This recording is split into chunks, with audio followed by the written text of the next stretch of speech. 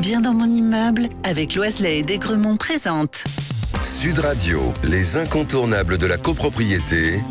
Thomas Binet. Et nous sommes avec notre consultant Philippe Loiselet, patron de Loiselet et Desgremont, qui nous informe tous les vendredis soirs sur l'ensemble des sujets liés à la copropriété.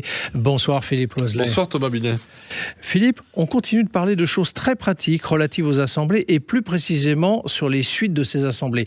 Tout d'abord, que contient le fameux procès-verbal ?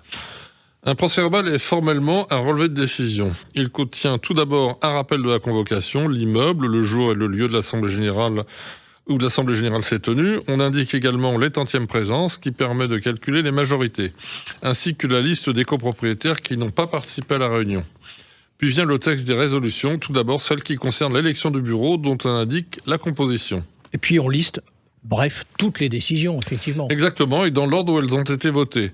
Le texte de chaque décision est rappelé, suivi de la liste des copropriétaires qui ont voté contre, ainsi que de ceux qui se sont abstenus, avec pour chacun le nombre des voix dont ils disposent. Alors, je suppose qu'on donne également le résultat des votes. Bien sûr.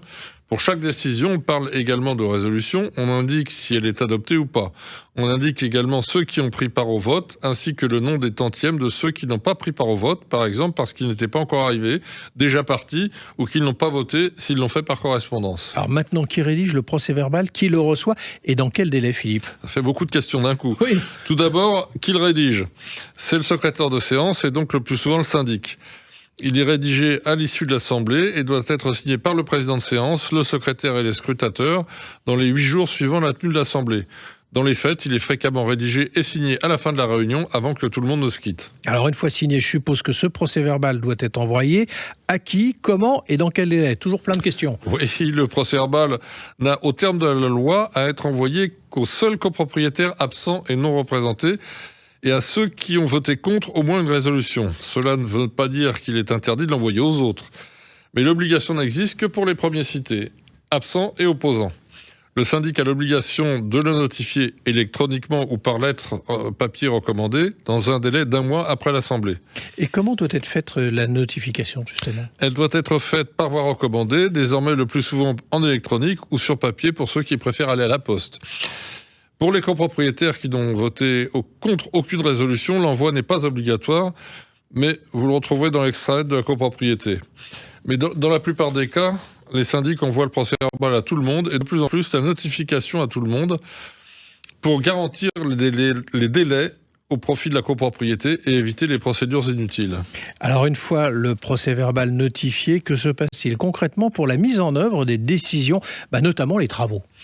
Rappelons qu'après la notification, les copropriétaires absents ou qui ont voté contre une résolution disposent d'un délai de 2 mois pour contester l'Assemblée. Cette contestation ne peut être un simple mail ou un courrier postal, même recommandé. Il faut, pour engager une contestation, la porter devant le tribunal avec le concours d'un avocat. C'est un point essentiel. Une fois le délai de contestation de 2 mois écoulé sans recours, les décisions deviennent définitives et le syndic doit les exécuter. Tout cela signifie que dans la plupart des cas, il n'est pas possible de débuter les travaux avant la fin du délai de contestation du procès-verbal, soit 2 mois au terme de la loi, plus le délai s'écoulant entre la tenue de la réunion et la notification du procès-verbal. Et pendant ce temps-là, que se passe-t-il, Philippe ? Pendant ce temps-là, il faut dire que le temps s'arrête un peu. Cela est souvent mal compris des copropriétaires qui s'attendent souvent à ce que les travaux débutent aussitôt après la tenue de l'Assemblée générale. Et pourtant, ce n'est pas techniquement et juridiquement possible. Cela n'a pas d'autre raison que l'application de la loi et la défense des intérêts de la copropriété. Donc inutile, si je vous comprends bien, de s'en prendre à son syndic en disant qu'il ne fait pas le nécessaire. Exactement Thomas, il faut bien comprendre que les travaux votés ne démarrent pas dès qu'ils ont été votés. Dans les faits, le syndic ne peut au mieux, sauf urgence, les faire démarrer avant 3 mois après la tenue de l'Assemblée générale. Il faut le comprendre pour éviter les malentendus et les reproches malvenus. Dans les faits, Philippe, comment cela se passe-t-il ? C'est à la fois très simple et très compliqué. Et source de bien des malentendus d'ailleurs. Le syndic doit lancer les appels d'offres, signer les marchés et procéder aux appels de fonds conformément à ce qui a été voté. En théorie, il n'y a pas de délai légal impératif pour commencer les travaux à l'issue du délai de contestation, mais le syndic doit agir avec diligence lorsque le délai de carence est écoulé. Dans la plupart des cas, il n'est donc pas rare, compte tenu de ce délai et du lancement des appels de fonds, que les travaux puissent débuter rapidement. Il est donc normal que les appels de fonds soient demandés aux copropriétaires avant que les travaux ne soient lancés, en fait ? Absolument, le syndic notifie le procès-verbal, adresse les appels de fonds. Il ne peut lancer les travaux qu'à partir du moment où les copropriétaires assurent le paiement de leur appel de fonds. Avez-vous un ultime conseil sur ce point précis, Philippe ? Oui Thomas, mon conseil à tous, le dialogue est le meilleur moyen de régler ces sujets. Le syndic doit informer le conseil syndical sur ces démarches. Le conseil syndical a pour sa part un rôle d'information auprès des copropriétaires. Merci Philippe pour toutes ces précisions et on vous retrouve vendredi prochain à 18h50 pour un autre numéro d'Oser investir, les incontournables de la copropriété.